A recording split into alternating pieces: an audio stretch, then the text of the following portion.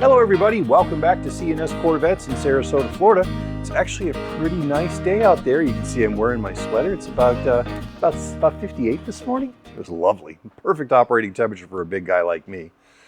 Today we're going to go over some basics of if you are just getting ready to buy a Corvette and you've never had one before, especially if you are a person who is used to having new vehicles that are under warranty that you really don't work on. You just turn into the dealer and they get a new one every 3 years.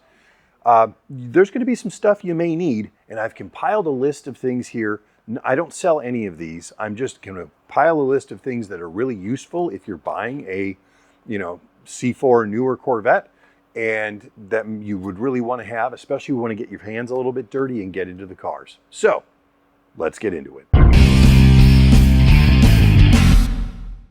So this list is not really compiled in any particular order. Actually, Steve, myself, and Tony all sat around yesterday coming up with things that if we had a really good friend who was not used to working on their car, probably didn't even do much, maybe didn't even wash their own car, they just took it to the car wash because they had a Toyota Camry before and it was a whole different experience. These are the things that we would all want that our friend to have, or at least suggestions we would make to them if they plan on getting involved with their car with their hands. First of all, if you plan on doing anything with the car, you need to get yourself at least a basic metric tool set, especially one that includes Torx bits, because a lot of the bolts on the inside and the outside of the car are Torx headed. You can buy an inexpensive set on Amazon like this one here, and that will get you started. Obviously, I also highly recommend you get yourself a good LED headlamp, because I don't care how well lit your garage is, when you're working in a Corvette, there's a lot of places that get really dark really fast that you need to see what you're doing. And these are inexpensive and they work great. If you plan on doing your own oil changes, which a lot of people do, especially with the C5, C6, what you're going to want to do is get the following things. You're going to need some sort of race ramps. Now, if you already have a jack, and I'm not talking to the guys who have all this stuff already, I'm talking to somebody who has nothing. You want to get a pair of race ramps to at least be able to drive the front of the car up onto these ramps about yay off the ground, where you can at least reach under and do what you need to do. Plenty of different size, shapes, heights, all that, and different price points on that stuff. But for someone who doesn't want to buy jacks and jack stands and learn how to do that stuff, race ramps are pretty easy to deal with. You're going to need an oil drain pan. You're going to need an oil filter wrench. You're going to need an oil fill funnel. And obviously, no matter what you're doing, you want nitrile gloves so that you're not tearing up your hands and you're also not getting fingerprints everywhere. Other tools I highly recommend. Make sure you have one of the magnets on a little telescoping rod, because inevitably a fastener is going to fall when you're working around the engine, working anywhere on that car, and there is some unnamed force in the universe that determines that when you drop that nut or that screw, if it makes it all the way through to the bottom, to the ground, it's going to locate itself precisely in the dead center of the car where you can't reach it. So have one of those little extendable, looks like an old school antenna with a magnet on the end so you can get to it. Obviously safety glasses if you're going to be doing anything, just because, hey, eyes are important. I really like having a magnetic tray around. Sometimes they're round like this, sometimes they're rectangular, and not that you're going to stick the tray on anything, but if you're taking screws and nuts and fasteners and clips apart, you can just drop them in that tray and the magnet will hold them there so they don't bounce out and roll away somewhere. And that way, even if you kick it over, they're not going to go anywhere. Again, if you're going to be doing oil changes or anything where you're going to have the car in the air, we definitely want to have some sort of wheel chocks to secure the car so it's not rolling around and killing you.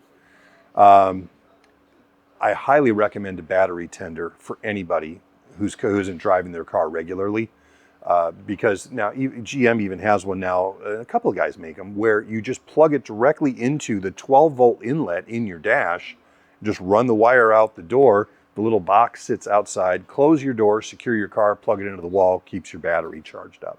For other things that, for the good of the car, obviously a car cover. Just, you know, when your Corvette's clean and you've spent the afternoon making sure it's perfect, you want one of those nice like spandex form-fitting covers if it's in your garage, just to keep the dust and the dirt off. And absolutely, you will never regret having one of those. Also, a foldable windshield sunshade that will block off the windshield when you're parked outside or when the car's outside for an extended period, so that your dash and everything isn't getting too hot or getting too exposed, especially if you have like a 3LT or 4LT car that has the leather wrap dash in the C6 or the C7 or even the C8. You really don't want to keep that. You want to keep that as UV free as possible, because it's going to wrinkle someday. We want to try to make that day as far off in the future as possible. Absolutely have a digital/analog tire pressure gauge. Keep it in your car with you. I know most of these cars have tire monitoring systems now, but for whatever reason, sometimes you need a second opinion if you think that things aren't reading correctly, or if something doesn't look right, but it still tells you the gauge, your car is telling you that it doesn't have a problem with the tire, but the tire looks weird. Having that is really important, especially if you're going to be going to the track. You'll definitely want to pay attention to that stuff. OBDII Scanner that you can plug in under the dash to read your codes. Now with the C5, you can go in through the dash already and read your codes, but on the C6 or C7, you do need a little module that you plug in so you can read it on your phone. Absolutely good to have. I also like having a battery cleaning tool, because we all know how important voltage is to the C5 and up cars. Always keep those batteries free, those terminals free of gunk and corrosion and stuff, because the moment you start having any shortage of voltage, that car is going to start acting funky, and it's not going to be any fun to deal with. I also particularly like having a little 12-volt vacuum cleaner, like one of those little handheld jobs that you plug into the dash, because in some of the tight spaces you're trying to get in and stuff, and you're using a little paintbrush to get the grit and the sand out of the dash cracks and stuff, it's really hard to do with it with like a full shop vac. And this you can just keep in the car and just clean as you go. And finally, one of the most valuable things I think you can have, especially with one of these cars, is if you're going to be working on the interior, a plastic interior trim panel removal toolkit, super inexpensive, and something that is not going to mar your paint. So if you need to get your door panels off or something like that, where you're prying against a painted surface, those plastic tools aren't going to scratch or hurt your paint. And they're also hard to hurt you. They tend to be very forgiving when you're using them, and they're purpose built for different kinds of angles and different kinds of clip removal. For the $8, $9, $10, whatever that set is, it's absolutely worth having. So those are basically the things that I think I would want a friend of mine to have if they were just getting into the Corvette hobby and buying a Corvette, especially one that was not brand new, that was under warranty, where they might be doing some of their own stuff. If you have other items that you would recommend or you think I should add to this list, go ahead and put them in the comments below. I'd love to hear about them. Otherwise, thanks so much.